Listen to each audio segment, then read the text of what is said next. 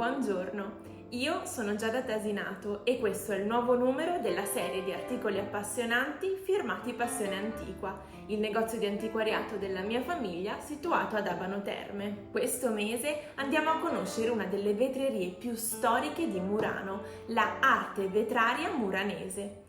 Come sempre vi mostrerò alcuni pezzi della nostra collezione di vetri di Murano realizzati proprio da questa fornace. Trovate di tutti il link diretto al nostro sito passioneantiqua.com giù nel box informazioni. Sempre lì c'è anche il link per entrare a far parte della nostra community di passionari e approfittare di tantissime offerte mensili. La storia della vetreria AVEM, acronimo proprio di Arte Vetraria Muranese, è molto importante per il panorama del vetro artistico del Novecento.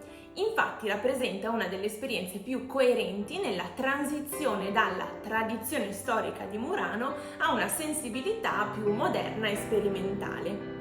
La sua nascita è legata alla liquidazione della ditta Successori Andrea Rioda nel 1931, da cui prende forma l'anno successivo questa nuova realtà fondata da maestri profondamente radicati nella cultura muranese, tra cui in particolar modo Antonio Ferro con i figli Egidio e Ottone, Galliano Ferro ed Emilio Nason. Fin dagli esordi l'obiettivo della AVEM non è soltanto produttivo, ma è soprattutto quello di inserirsi in un dialogo più ampio con il gusto contemporaneo del vetro muranese. I primi anni di attività, segnati dalla collaborazione con Vittorio Zecchin, riflettono un linguaggio improntato alla misura, all'equilibrio e alla purezza formale.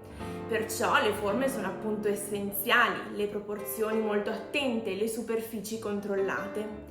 La tradizione tuttavia non viene replicata in modo passivo, ma reinterpretata come base per una sintesi nuova, capace quindi di restituire leggerezza visiva anche nelle lavorazioni più complesse. Parallelamente a questa prima fase, emerge già negli anni 30 una tensione verso la dimensione plastica dell'oggetto.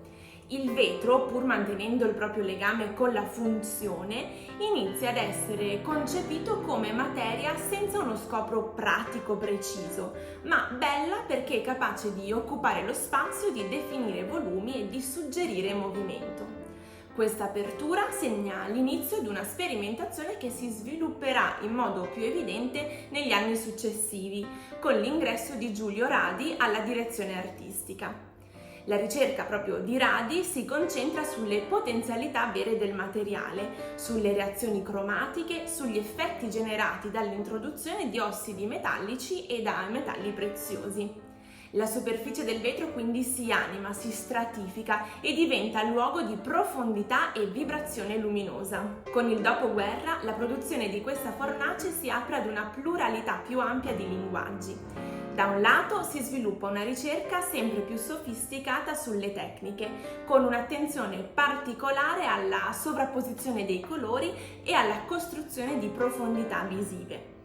Il vetro comincia ad essere trattato veramente come una materia complessa, capace di contenere al proprio interno diverse intensità cromatiche e di restituire effetti di densità e luminosità. Dall'altro lato si consolida un filone figurativo di grande forza espressiva. Infatti il vetro si presta a tradurre in materia soggetti riconoscibili, nei quali la sintesi formale si accompagna a una forte capacità evocativa.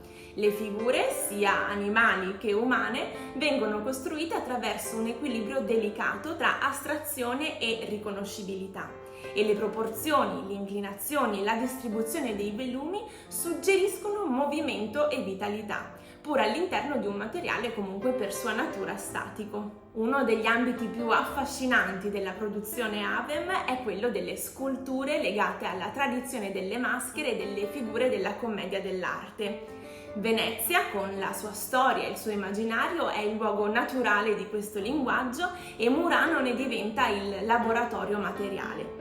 Arlecchino, Pantalone, Pulcinella non sono soltanto personaggi, ma archetipi visivi, immediatamente riconoscibili, che permettono agli artisti e ai maestri vetrai di lavorare su colore, gesto e movimento in modo estremamente libero. Tra anni 50 e 60 avviene un ulteriore sviluppo, caratterizzato da una crescente apertura verso una concezione più contemporanea del vetro.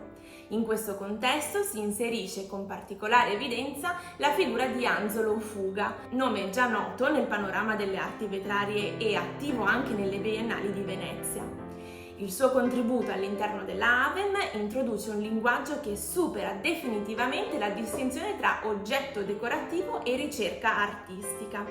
Le superfici nelle sue opere non sono mai subordinate alla forma, ma diventano il luogo principale della composizione.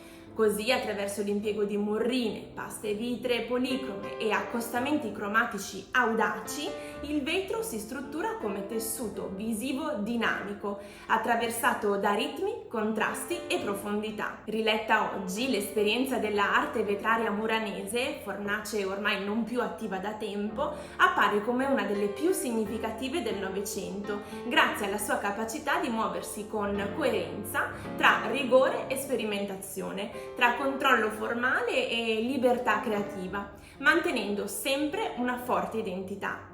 In questo si riconosce proprio il valore più autentico della produzione AVEM, ancora oggi sorprendentemente attuale nella sua capacità di parlare ad epoche diverse. Siamo giunti alla fine di questo nostro approfondimento. Come sempre io vi ringrazio per avermi ascoltata e spero di avervi tenuto compagnia. Vi ricordo di seguirci su Instagram e Facebook per aggiornamenti quasi quotidiani. Ciao appassionari!